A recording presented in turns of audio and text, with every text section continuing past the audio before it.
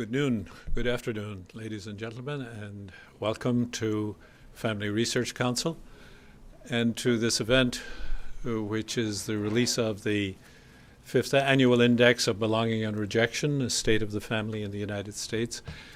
And because this is the 50th anniversary of the great work by later Senator Daniel Patrick Moynihan on the Negro family, a groundbreaking an iconic study in the history of the American family, we have a report on the black family as well, accompanying the index.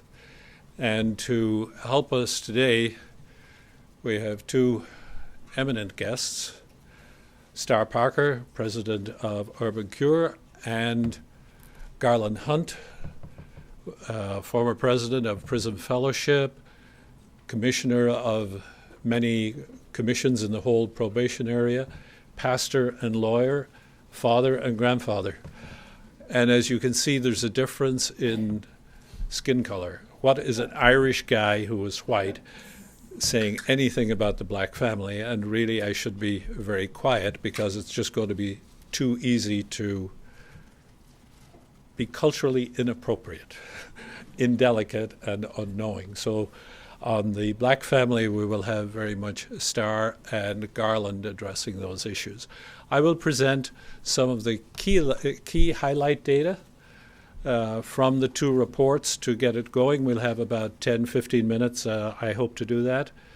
Then Star will address a number of the public policy issues, particularly around the black family.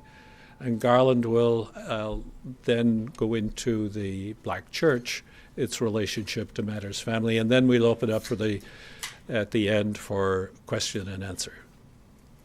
So with that, we'll start. The title we had on today's was The Labyrinth of Love, Sex, and Ambivalence.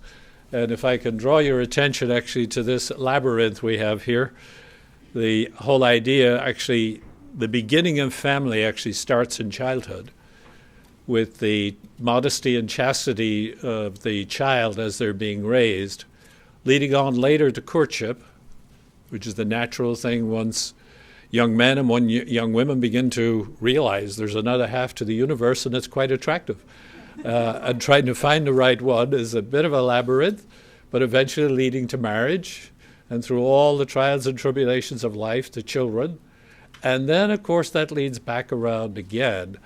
And particularly on this thing, this line, that's the deep family life in which the child is raised, where the child is either being shepherded towards, getting modeling from the parent, on into real love between a man and a woman, seeing that between their father and mother, living chastely, modestly. That's just the natural thing in a good family. It's not even talked about because it's lived. But it's absolutely critical, as we'll see. That's the way of love. What's happening actually for most of America is they're getting caught, too early sexual activity, out-of-wedlock births, abortion, cohabitation, broken family. And as the index shows, let's go back to that. The index, which is not changed actually in any way significant from last year or the year before, we have a pretty steady hold for the last 5 years at age 17, about 46%, you round it around that, of our American children are still in an intact family, both their biological parents married. So their childhood, they've been in an intact family, mom and dad loving and each other and their kids. The distaff is that 54%, and this has been holding steady too, have experienced the rejection of their parents. By age 17, a lot start off cohabiting, but as we know from cohabitation, that's pretty fragile. And the Fragile Family Survey actually gives us lots of very good data that is fragile. And after a number of years, they tend to break apart, maybe by the 5th, 6th, 7th, 8th year. Much later into it, 70% of them are broken up. It's a very small proportion survive in the intact cohabiting family to age 17. A lot of parents or a lot of 17-year-olds have experienced the parents never coming together in an always single-parent family, or the parents coming together and divorcing. And in here we'll see some of the groundbreaking work we're beginning to do on the trends in American family life over the last 60 years. And there is a similarity across it. We'll get into that. Black children, switching to the Black Report. I'm going to go back and forth, the state of the black family. As you can see here on that chart, the big thing standing out there is that those raised in an always single parent family, 50% are in poverty. So that's continues to be a big issue, was one of the biggest issues that Daniel Patrick Moynihan was concerned about. But this is one of the hidden, and I think the most important insight we're gaining. If you want to have a stable, intact married family, everybody's talking about the need for marriage. The president talks about it. There is nobody who says it isn't needed, except a couple of real radicals. But what we see here is the survivability of the marriage, of the first marriage, depending on the number of sexual partners that the parents have had. Those who've only had their spouse as their sexual partner, 5 years out, 95% of them are still in their first marriage. Those who had one sexual partner before the marriage, well, who've had two sexual partners, we're pretty certain that most of those happened before the marriage, whether in high school or college or before getting married. It drops from 95 down to 62 for women, with one extra partner. With two partners, and that's very close to the American norm for 20 to 30-year-olds, it drops down to 50. Our young women don't realize that their sexual activity is putting their future marriage at stake for 50% of them. It plateaus a bit after that. For men, the drop is there, not as precipitous, but it's there and steadily, and it's by about the fifth partner that they catch up with each other. And at that stage, you have about 50% of the marriages breaking up. So chastity, abstinence, is not just for teenagers. It's not just to prolong. It's for everyone who wants an intact marriage. And of course, chastity remains key after marriage. And one of the big things everybody is struggling with out there is the whole onslaught of pornography, which is an attack on chastity. High school students who have had sexual intercourse, you can see that there in the report. Good news is, particularly among black teenagers where it was high, that's dropping significantly. That's very good news. This is the work of Dr. Henry Petrikis, who's done phenomenal. Daniel Patrick Moynihan would love to have had this chart. What we see here is the slope of the breakdown of the family over the life of the child, or the life of children, not the child. And you can study that. The top broken blue line is the white family in 1950. The solid blue line is the white family now. The red broken line is the black family in 1950, and the red solid line is the black family now.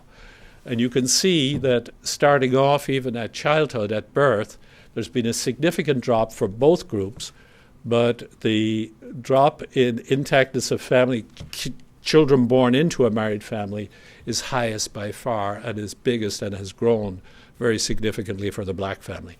Everybody's in trouble. The black family more than others. And actually, my motivation for doing this, as I have told Garland and tell Starr now, because children in the black family suffer so much, particularly young black men, young black boys, the suffering is greatest there, the deficit is there. I'm hoping that motivation leads the black leadership to figure the way out to rebuild marriage within the black community so that the rest of America can learn and follow. The children of the slaves have the potential to be the saviors of America in the 21st century by figuring out the answer to this problem. And they need it. Let's hope they find it for their good, but also for the good of everyone else. Not just here, also in America, but right throughout the world. This is a crisis throughout the whole world, but probably deepest in the black family than anywhere else. That's a quick view of what's happened between 1950 and now in the black family. You could see the level of parental separation has always been high, but now it's gotten even higher. There it is for all of U.S. children. You can see the whole of the U.S. is on the same track.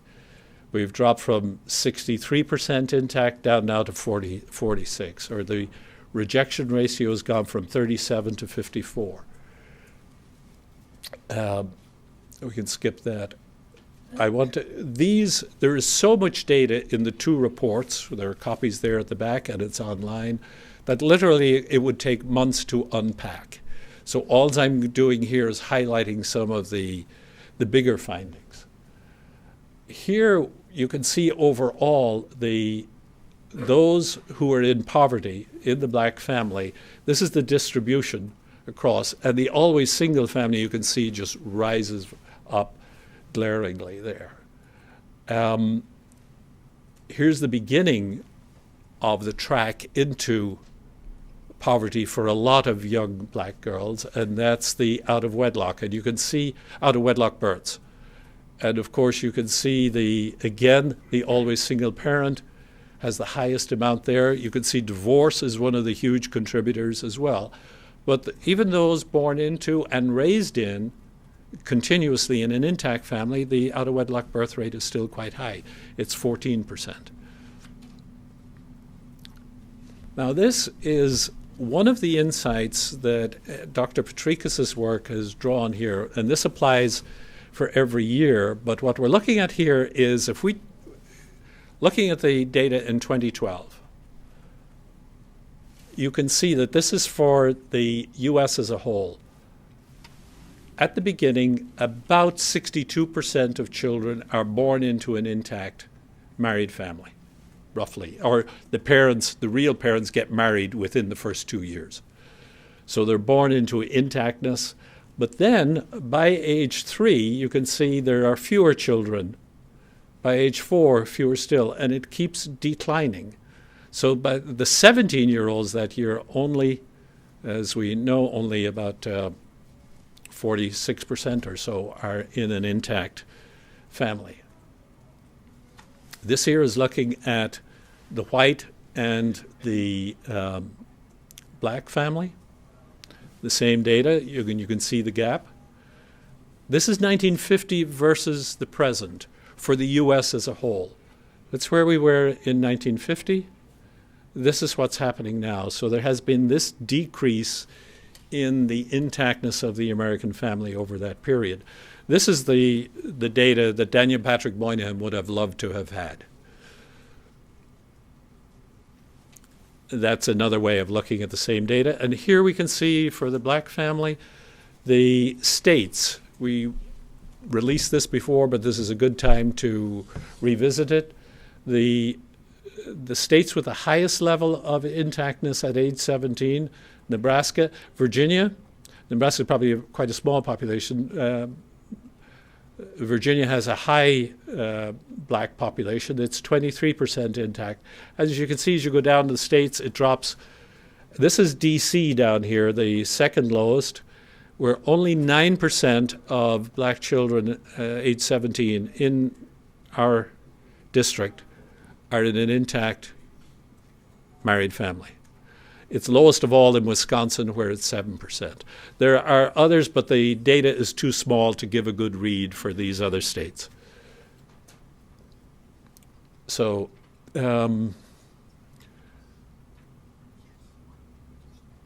now this we look at, actually this I think is an important chart, and I want to draw your attention to it. Because the family keeps changing and people age and are getting settled and cohabiting and all the rest through their 20s and 30s. But by about age 35 to 40, things are fairly settled, at least for a while. And we take that because we think it's one of the key areas to take a snapshot. Parents are sort of settled. Most of them have had children, so you get an idea. And here's the family composition for the black family at age 35 to 40. Those who are in their first marriage, you got 35% of men, 29% of women, and so on across. So the two big poles, as you can see here, are the always single and the first marriage. It's a snapshot that gives quite a bit. Taking that same data, the same age, we're now looking at high school graduates. And here we're looking at both male and female high school graduation, depending on the family structure that they're in at present.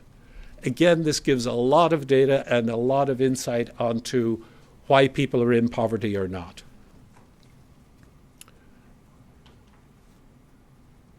Okay, we can skip all of these because you can read them and contemplate on them.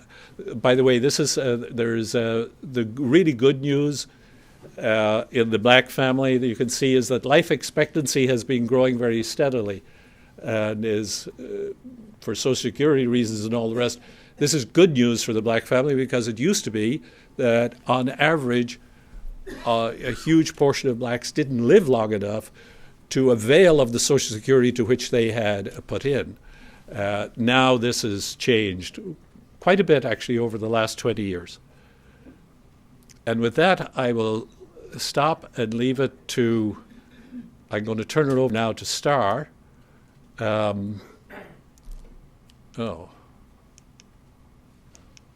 That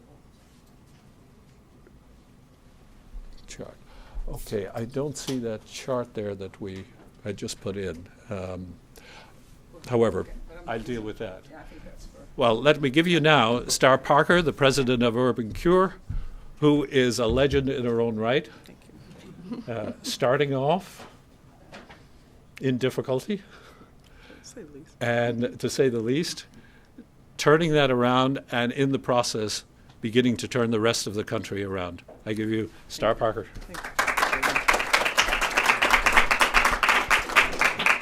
Thank you, Dr. Fagan, and thank you so much, Family Research Council, for the MARI report and study. We appreciate that type of data, especially as I run CURE, because we want to explore deeper into this type of data that will basically make you sick, but to find the right answers. We see ourselves sometimes as Nehemiah had to first go into his community and paint the ugly picture to get people's attention so that they then could rebuild the walls. I'm Star Parker. I run CURE, the Center for Urban Renewal and Education. We're based here in Washington, D.C. We're right down the street, actually, on 5th and on 13th and F, and we promote market-based solutions to fight poverty. So one of the things I want to talk to you about is some of the ideas that we can do in public policy to help reverse these trends. There's no question that 50 years of liberal progressiveness in this country have utterly destroyed and failed Black Americans, as well as have deeply hurt our nation's most poor and most vulnerable communities. 50 years ago, these progressives began a war, actually 3 wars, against America's founding principles of biblical values, against principles of limited government, against principles of free markets, against principles of a strong national allegiance and defense. And as a result, we have these challenges that are showing up in this type of data. They say that they were in search of social justice, but I believe that they are just a bunch of secular humanists in search of statism. The first war that they began against our society, and during the same time, it's fascinating that when Daniel Patrick Moynihan was at Labor, and he was looking into the Department of Labor, and he was looking at some of the ideas to build out a great society that he referred to his report, and actually told the country at that time, and in particular the leaders in the Johnson administration, that had they carried that through, if they go in the direction of their plans, that they were going to destroy the Black family. They were going to weaken this community even more than it already was, because Blacks at that point, coming out of a history of slavery and Jim Crow, were very vulnerable. But they decided 50 years ago that they would go ahead on their plans to begin these three wars during the same time that blacks were struggling for entrance into the great middle class. The civil rights movement was to remove governmental barriers so that this community could have educational opportunities to live free. The first war that the liberals declared was a war on religion. Many of us are familiar with it, especially those that are associated or affiliated in any way with Family Research Council. This war on religion weakened our public institutions, and it opened a door to this culture of corruption. Those of us in Washington know too well that particular culture. I mean, we can't trust the IRS or the NSA, the TSA, and even the lawmakers themselves. Then you know that there are real moral challenges in our society today. Well, that war created some of these challenges. They scrubbed our schools of all reference of God. In 1962, the Supreme Court struck down state-sponsored school prayer. In 1963, the courts ruled you can't read the Bible or recite the Lord's Prayer in public schools. I'm bringing up these wars to paint the picture of how we got to where we are, to see this type of damage when we specifically are looking at a vulnerable community within our American culture and society, and how it actually collapsed not just that community, but spilling out now into the great middle class and the rest of the country. The second war that was waged in our society at the same time we were having this war on religion was a war on marriage. The liberals started this war, and it weakened women and opened the door to a culture of meaninglessness. The feminist movement was nothing more than the promotion of monism, which is the elimination of gender binary. And we see that much more today, and much more aggressively today, as the lines are being tremendously blurred between male and female, even in law. Conjugal marriage is the capstone of all humanity, and as a result of this war on marriage, now homosexuality is dividing us and bringing hostility into the public square. Abortion has deeply hurt us. 58 million dead in 40 years should give us all great pause. The third war that the liberals declared during this same era, the 50 years ago, the anniversary now that Dr. Fagan is pointing to, of this report from Moynihan that said this is not a good idea, guys. We're looking at a weakening in our most vulnerable communities, and we cannot pass public policy that is going to encourage ill behavior. And that war that they decided to declare at the same time we were having a war on religion and a war on marriage was the war on poverty. And this further weakened family and opened the door to this culture of entitlement that we see today. An Investor Business Daily's job report just this past August pointed to a couple of startling facts that are reiterated in the data that is before you. One is that the nuclear family is in steep decline. In 1970, 40% of all households were headed by married couples with children. Today, that number is 18%. The second thing they showed is that the single family is in steep incline. In 70, only 7% of children lived with a mother who had never married. As the data is showing you, and as they pointed out in their assessment, last year that number was at 48%. These are children that live with a mother who had never married. Births outside of marriage is in your data, but just a reminder to show you from the in verbal, blacks, as the chart showed you, in the 60s moved from 22% out of wedlock birth rates to today 72%. Whites moved from 3% in the 60s to 30% today. Latinos, there was no data in the 60s because they weren't a special interest group to be politically manipulated, but the data today is clear that their out of wedlock birth rates are 53%. And why does this matter? It matters for the same reasons that Dr. Fagan just told you about. Poverty, and it increases poverty, and increased poverty increases government dependency, and increased government dependency increases Washington, D.C. According to Ron Haskins at the Brookings Institution, in 2009, the poverty rate of children in homes with married parents was 11%. The poverty rate for children in homes headed by a single mother in that same year was 44.3%. So as a result of these three wars that were started in the 60s, our civil society in America has collapsed. For those of you that had not seen this type of data before, the charts that were shown to you probably shocked you to see we kind of know something's gone wrong just in our day-to-day lives. But when you see it all compiled together, it begins to paint a picture that we have a state of urgency before us, and there's some things that we need to do to reverse these trends. Blacks were the first group to get caught up in this liberal lie of social justice justice. And so for the last 50 years, they've been conditioned to put liberal policies and politicians above all their other concerns, above their faith, above their family, above their freedom, in exchange for this so-called social justice. I want to just remind you that this wasn't their journey. Keep in mind that in the 60s, when King was heading up the civil rights movement, the movement was about revival. He wanted repentance so that we could revive ourselves and everybody would have an equal opportunity to be a part of this great country. What we have today with the social justice movement is a movement of revenge and redistribution, taken from one and given to the other. And in this attempt of progressives to convince this community that social justice was of their interest, blacks got locked into generations of voting for those that were creating more policies to destroy them and voting against their own moral, economic, and educational interest, as these charts show. I mean, the bookshelves are sagging with data. We get more charts, and we need more charts so that we can get in front of the Congress and show them that this is what reality looks like so that we can figure out politically how to reverse these trends. But they're sagging with this data, that the relationship of crime to poverty to lack of education, lack of work, and lack of family structure. You want to be poor in America? If you don't want to be poor in America, get educated, get a job, get married before you have children, and save some of your money and invest it. That's what the data shows. When you saw the intact family, husband married to the mother, the biological children, you start seeing higher educational aspirations, you see work, you see savings, and you see them leaving poverty. In poor communities across this country, the behavioral checkpoints have been left unchecked, and that's one of the reasons that it's startling to then look at every place that we see and a broken family life and children inside of poverty is where we also see concentrated poverty and no work, no savings, and no education.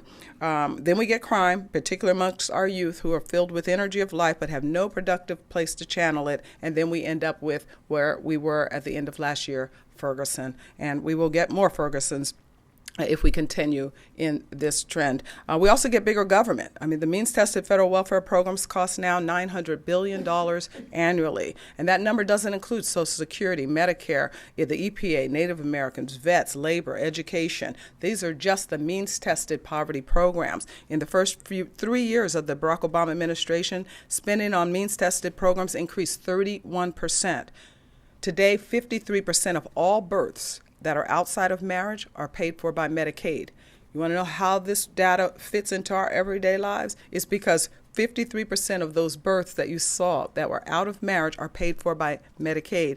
Medicaid also pays the bill for 60% of all long-term nursing home care. And now Obamacare has added another 20 million to the already 60 million that are covered by Medicaid. And it's one of the reasons that we're having heated discussions between the federal government and the states about expansion of Medicaid. It's driving the states into absolute bankruptcy, because it is a shared state federal program. The Great Society of Progressivism has had great costs.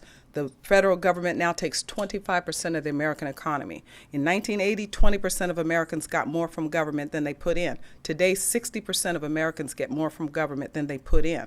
Can this change? Yes, it can change. But solving any problem requires honesty, sincerity in defining the problem, and then correctly looking at it, studying it, as you've offered us the opportunity to do, getting a total commitment to do what it takes to implement a remedy. It's not an accident that black children today are 3 times more likely to be born out of wedlock and living in a single-headed household than was the case before the War on Poverty was launched in 1965, as you saw from the data. Now, was it still a weak community? Yes, it was weak. We went back to the 50s and looked at the weakness of it, but when it was weak, that 22% number that Daniel Patrick Moynihan pointed out, where children in the black community were being born outside of marriage, was still controllable, because this was the most broken in our society at that time, even after coming out of their legacy. It was an area where we could have taken a direction as a society and really helped them help themselves. But instead,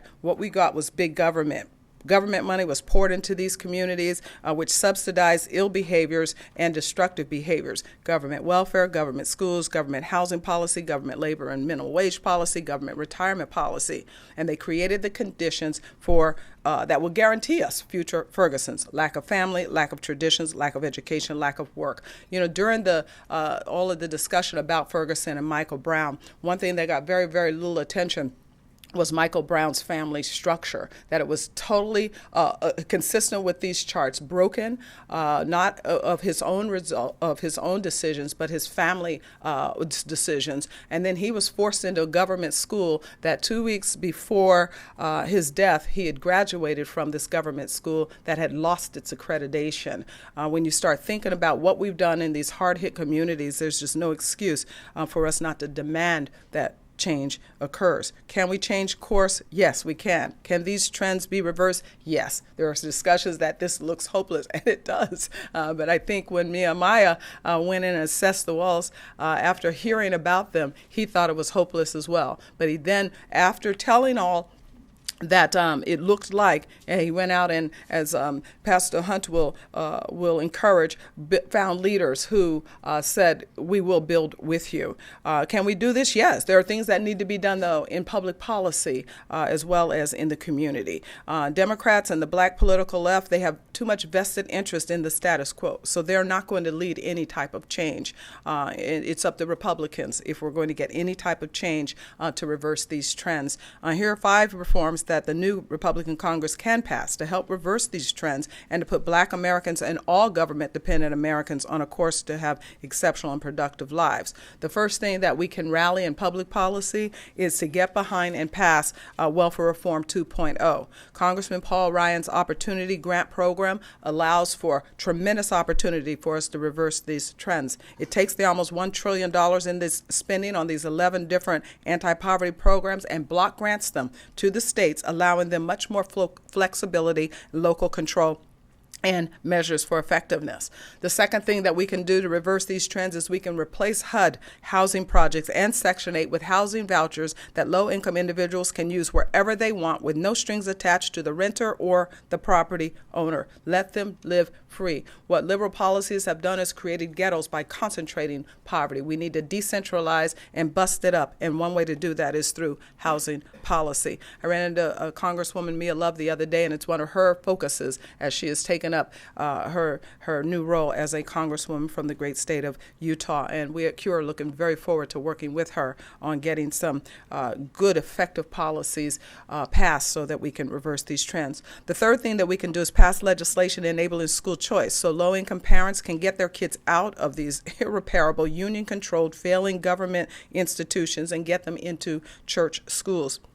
Senator Mike Lee and Ted Cruz are already currently championing a bill which will allow Title I money to follow the eligible child to the school the parent wants, public or private. They put in that bill about 2 weeks ago. If we really want to help poor people trapped in these horrible government schools, then let's start with the weakest link, those that are Title I eligible. Let's get behind these bills. Anyone that has friends in the Senate, to get the senators to co-sign, and let's put this on the president's desk and see how much he really wants to keep children trapped in these horrible ghettoized communities. The fourth thing we can do is we can allow all citizens that are under the age 30 and under $30,000 of income to opt out of Social Security and stop putting the payroll tax into the coffers of the IRS and use those funds to invest in their own personal retirement accounts. And then the fifth and final thing that we can do is we can allow for dollar income tax credit on all charitable contributions that go specifically into our hard-hit communities. We can do this through zip code. It's not complicated. It's not rocket science. It just takes great will and great courage and great leadership to say we are serious about reversing these trends and letting people live free and productive. Thank you.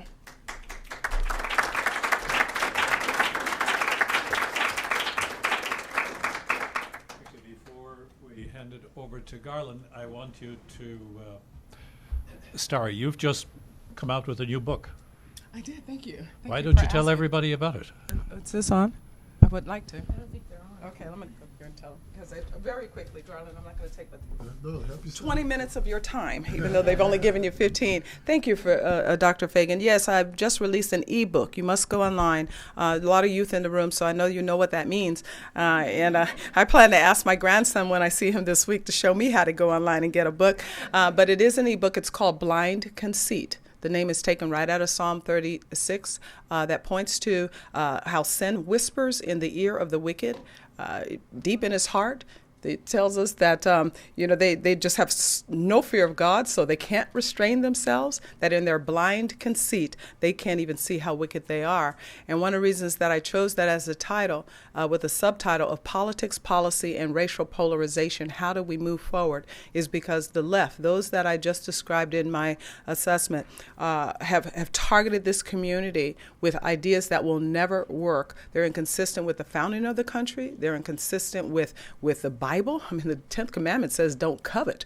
And socialism's rooted in covetousness. Somebody has something somebody else doesn't have, so we hire politicians to take it from them. It won't work. It's theft, and now you violate 2 commandments. And so in the book, I've compiled columns I've done over the last 10 years. Talking about what we're assessing here and how we can move this country forward. So I would encourage you to go to whatever your favorite outlet is online to buy a book and Google for Blind Conceit, and it will come up. And I really appreciate it. And thank you for that opportunity. And now, this is live, I think. And now we have Garland Hunt, past president of Prism Fellowship, pastor, lawyer, and public servant, father, husband, and grandfather. Garland, take it away. Well, thank you, Dr. Fagan, and it's always a pleasure to be with you. We had a discussion up there earlier about who goes first after Dr. Fagan. Do I go first, or do I have to follow Star Parker? And so first, she thought maybe, it might be better for me to go first, and then she came out of the bathroom and said, "No, I'll go first." I said, "Oh, Lord." So anyway, here we are.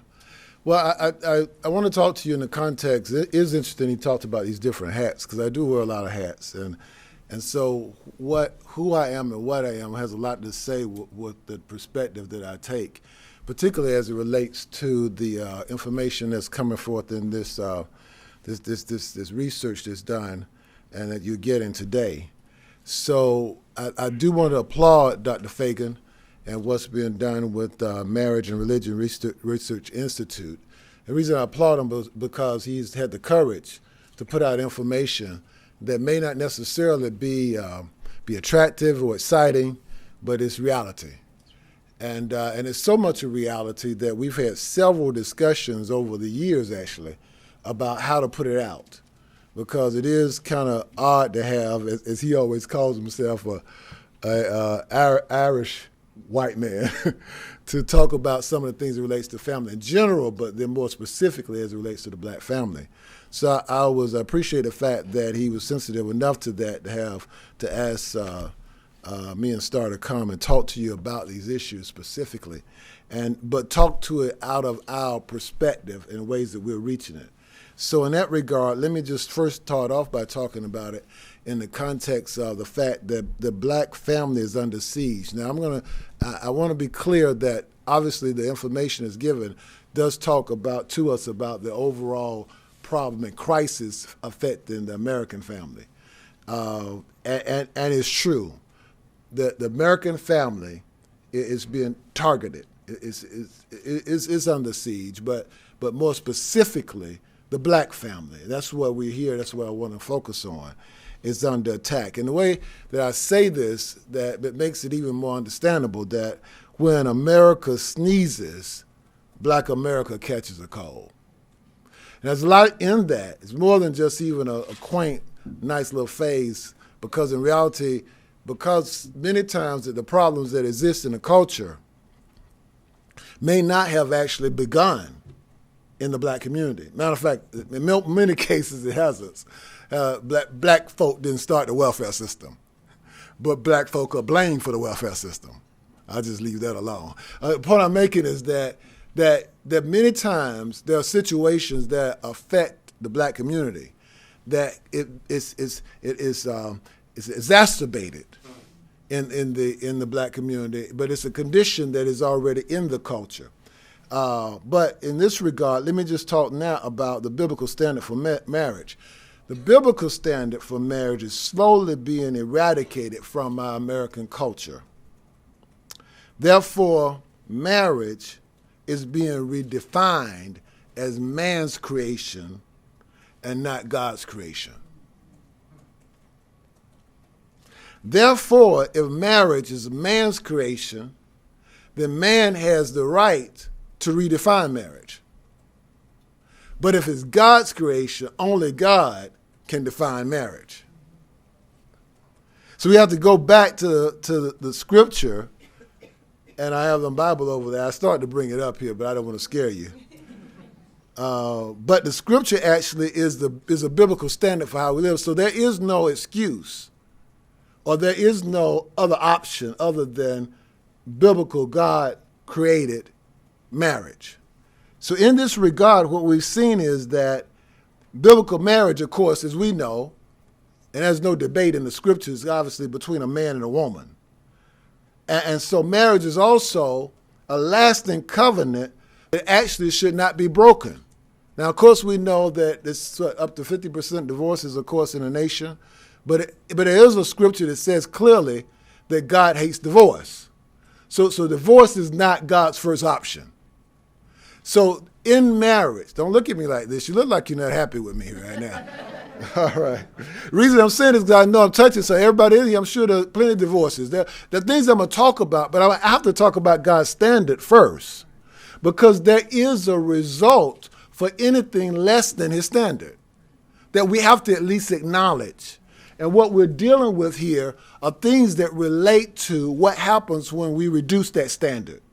And so I'm not meaning here to step on anybody's toes. I'm just talking truth.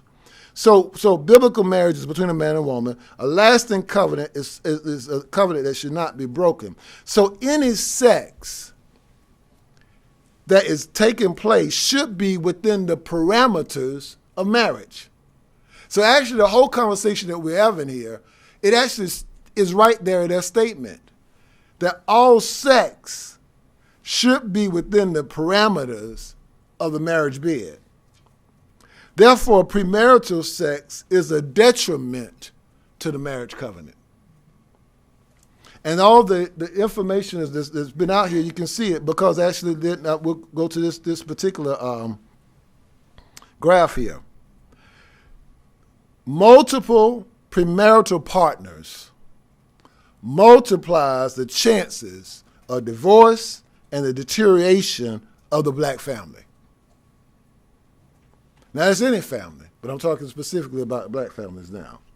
And what this information says that we can see is that just one sexual partner in her lifetime, and this is the woman particularly, other than her husband, the likelihood is that the marriage drops in terms of its survival rate from 95% to 62%, and just two partners outside the husband, it reduces all the way to 50%. The marriage is at risk. Now, these are factual statements. Now, God has his statement, but then we can look at the facts to see how this thing goes. So I'm just illuminating some of the things and focusing on some things that came out in this report, because this is how marriages are being targeted. And this is not just because there's some outside force coming in, but actually our activity, our sexual activity, is tearing apart the marriage union. So anyway, let's go further. Out of wedlock births destabilize the family unit. Sex without commitment of the man and the woman significantly reduce the chances of them ever reaching a marital commitment. But we have to get the benefits without the commitment. So that being the case, what happens is within a situation like the black community, where there's a closer relationship of those that are in together, interpersonally related, and then the standard is reduced, and I'm going to talk to you about why the standard's been reduced. When that standard is reduced and there's no obligation or even pressure for commitment, not just even in a young man's life, but even the female herself has given in to the whole idea is that sex can be had without commitment. So therefore, that begins to tear apart the structure of the potential marriage. So then when you start talking about that, let's look at some of the particulars that came out in this report. That only 17% of black teenagers between 15 and 17 live in a stable two-parent home with both biological parents. See, that's significant, because therefore that means that 83% of black teens, particularly in that age group that we're talking about, 15 to 17, live in some type of broken home. Huge, because that begins to multiply its effect for not just that own child, but also the children of those children in terms of the impact that it has. If you look at this in D.C., for instance, and it was said that, but I'll make sure we understood it. We're in Washington, D.C., where 17% of those 15 to 17 are with both parents. In D.C., only 9% are with both biological parents.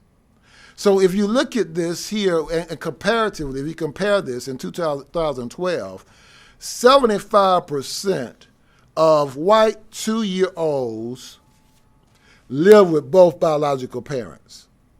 But you compare that to black 2-year-olds, it's only 30% live with both biological parents. So here we go again. That means that 70% of these young black children live in a single-parent structure. Now, let me be clear about this too. See, I want to applaud the single parents that have had to live a life where they didn't have the help of a father. Because as a man, there is no excuse for the fatherless home. There is no excuse for a man that does the act and doesn't commit. There's no excuse for a man that will not be a father to his children. But overall, we have to look at why has this situation occurred. As a result, the majority of our black children, especially young black males, are subject to family, listen to this, that have imposed deficits, which are witnessed by almost every outcome measured, like education, income, productivity, wealth, health, mental health, and longevity, especially the capacity to marry and raise children even on their own. So blacks are in, listen to this, are in the what we call probably the most numerous people, or the greatest rate of those that attend church. Now, do you have that slide? I think it was up there. It was just before that. Now let's look at this. Blacks are the most church-attending ethnic group in America. Now, this is a great irony, and here you have right here, because if you look at the population in terms of those blacks that say they believe in daily prayer and that they're praying every day, 76% of blacks say they pray every day, as opposed to 58% of white people. I don't know what your problem is, but I'm just saying prayer. Prayer is very important.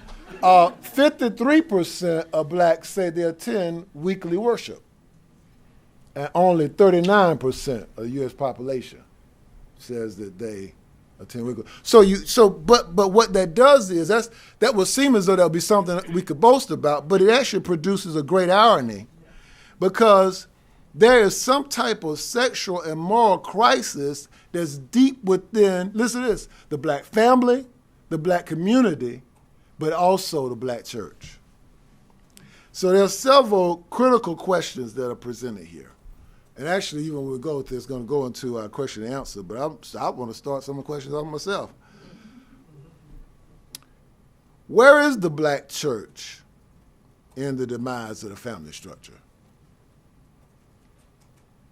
How is it that the church does not significantly benefit the marriage structure in the black community and doesn't yield the fruit of, listen to this, premarital abstinence and stable marriages?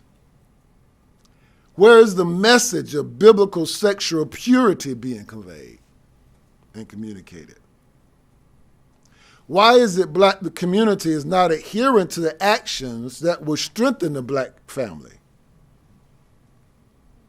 Is biblical marriage even the goal of young people in 2015? Is that even the goal as an asset to them, a biblical-based marriage? How do we swing the pendulum from premarital sex, divorce, abortion, cohabitation, homosexuality, and pornography to restoring chastity, sexual purity, monogamy, and intact biblical marriages in the black community? The question really breaks down to one thing. Is the black church willing to step up to the plate and restore Christ's teachings on the matter of sex and marriage? I'll break it down to really this key, and actually Star even already mentioned it in hers. There must be repentance, revival, and reformation in the black church and subsequently in the black community. Our pastors and our spiritual leaders must call the black community back to a biblical lifestyle. And then then we would change it. As it says, if America sneezes, black community catches a cold. As the black church is healthy, America is healed.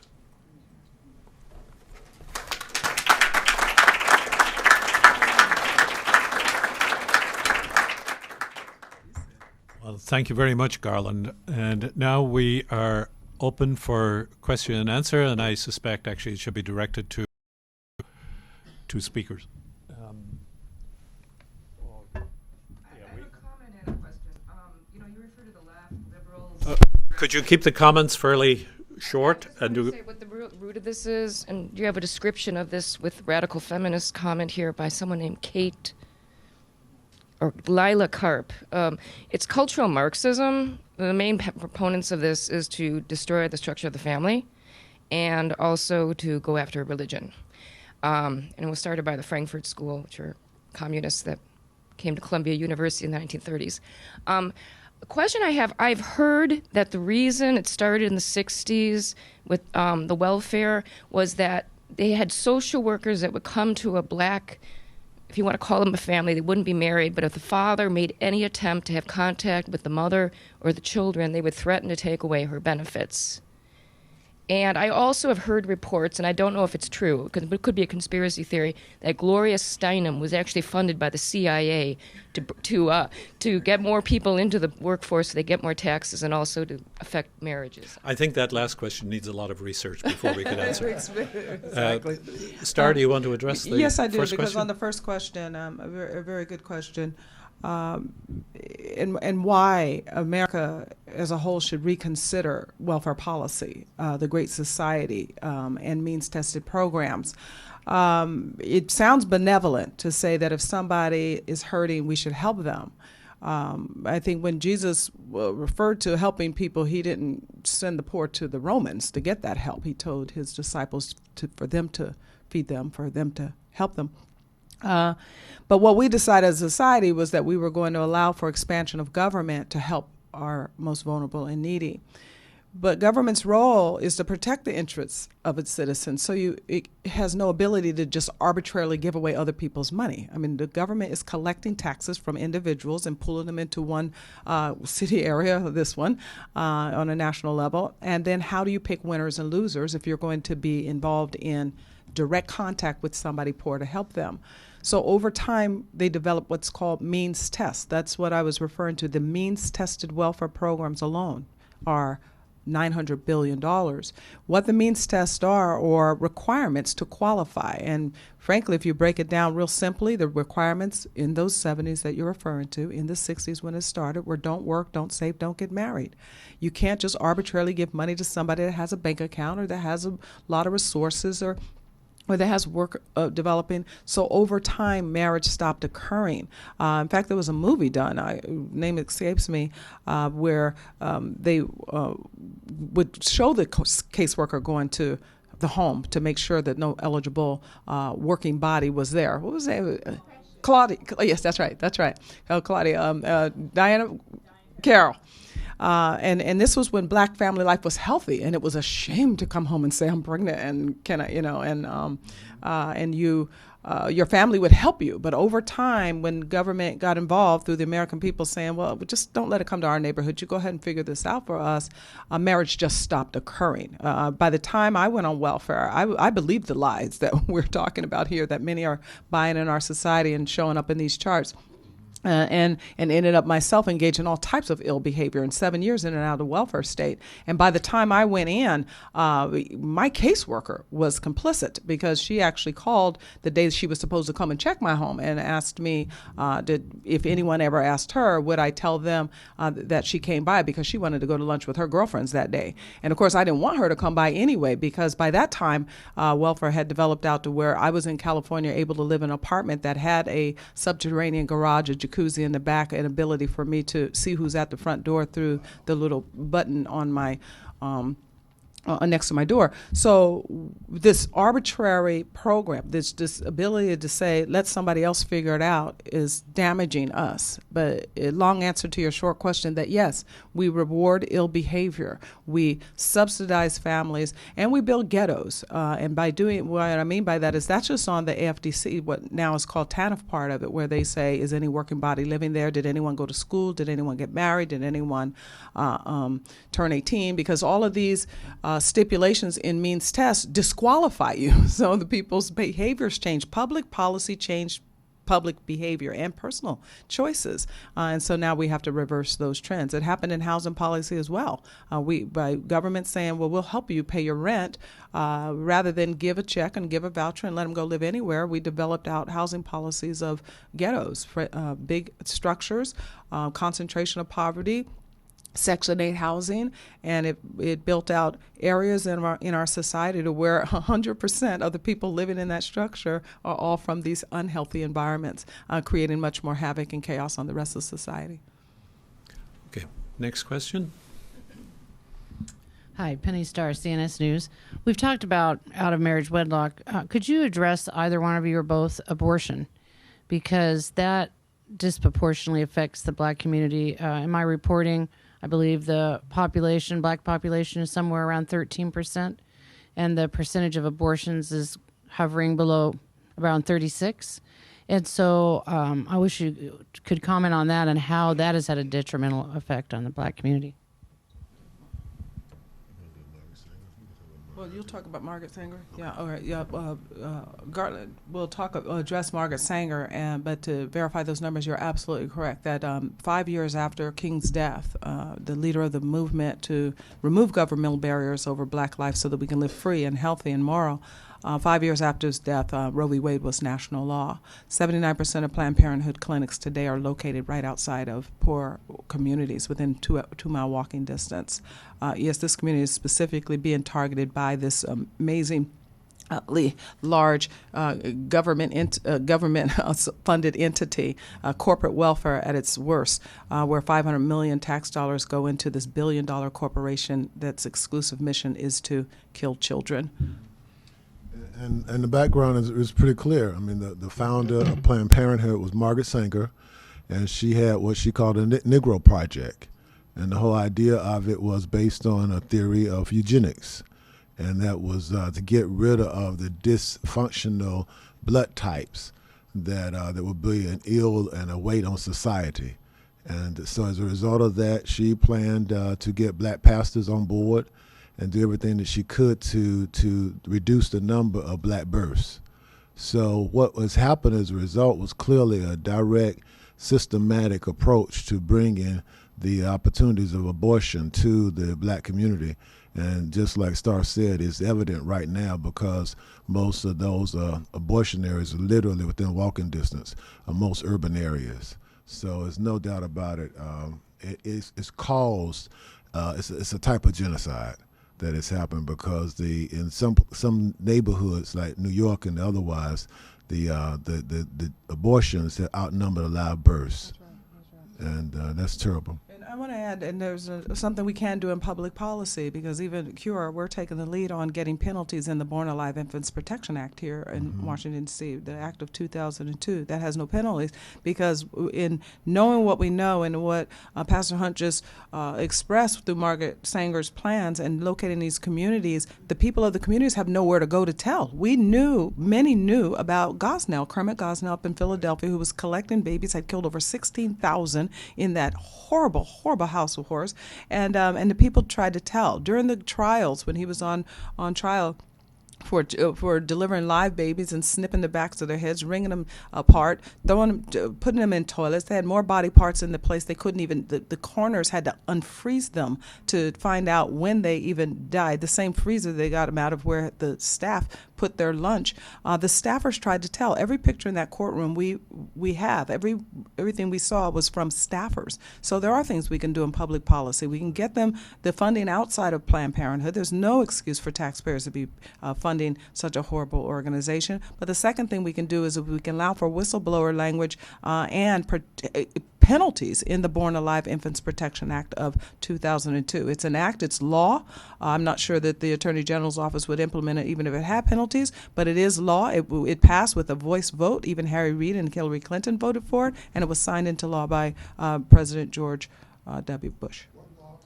It's called the Born Alive Infants Protection Act of 2002. And right now, we're very aggressively trying to get penalties into that particular law. Civil penalties we can start with, but we want criminal penalties. There has to be something wrong. We all know abortion's legal through the 9th month, 9th hour in this country. But there has to be something wrong or something incivilized within each of us that will allow, even if the baby escapes the abortionist's knife, that the abortionist can kill it, and kill it in most horrific manners, as we saw in Gosnell in his trials that hit the nation for all of 15 minutes.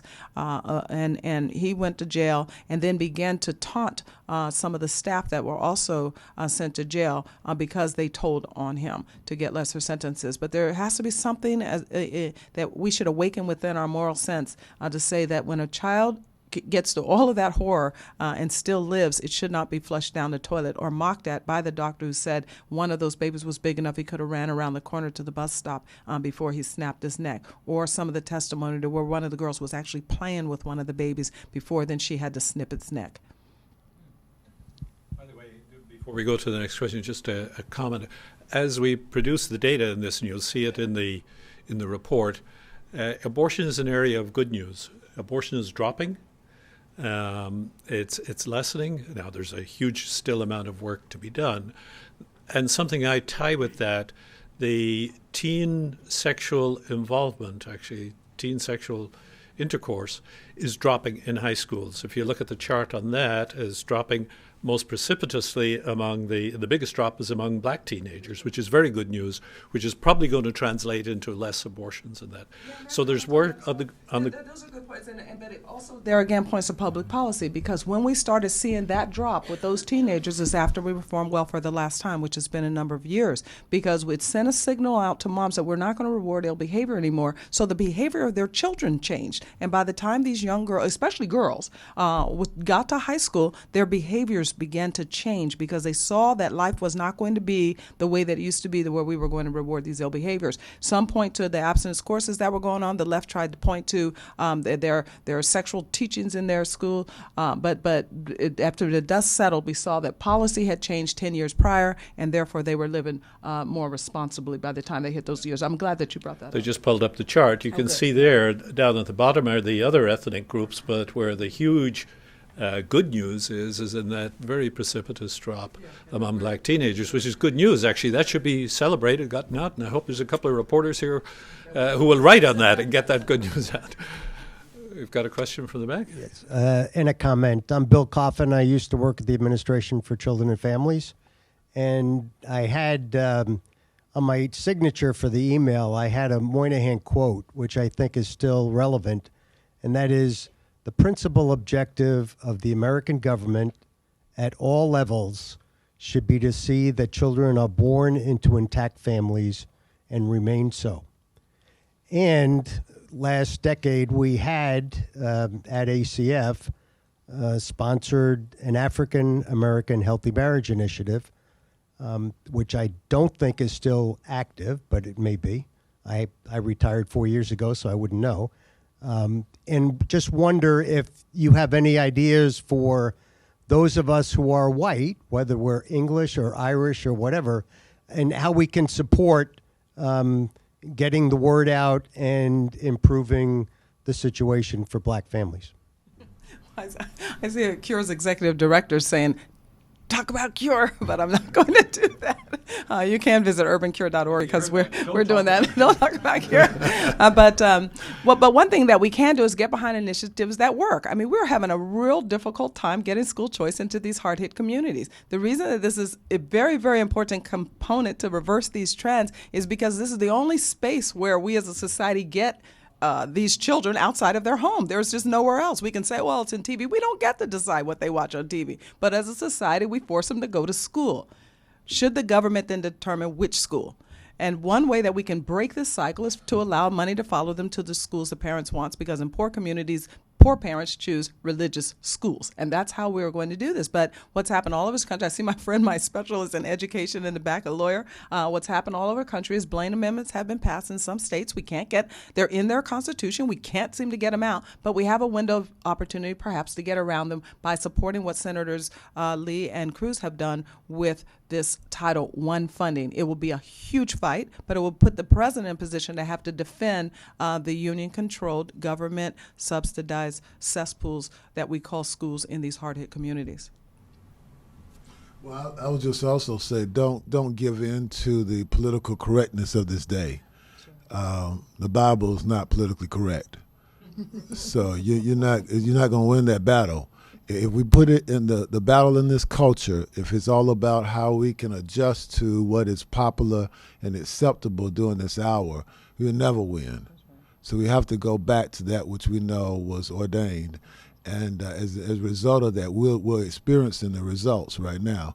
I would even say even the turnaround. I mean, right now there's been an outcry way beyond from 1973 to present. There's been such an outcry about abortion as murder. And I think people are beginning to hear it. Many pastors are beginning to preach that over the pulpits and understand it. When I was a teenager, no one told me it was murder. But now people know and begin to hear it. So I think there is a conviction that's going out in the country that begins to say, and particularly in the black community specifically, that says, abortion is not an option. So that is good. But unfortunately, there still is the potential that abortion can be a point of contraception. So we have to always be mindful that it still takes us all the way back to encouraging people to live a life sexually pure.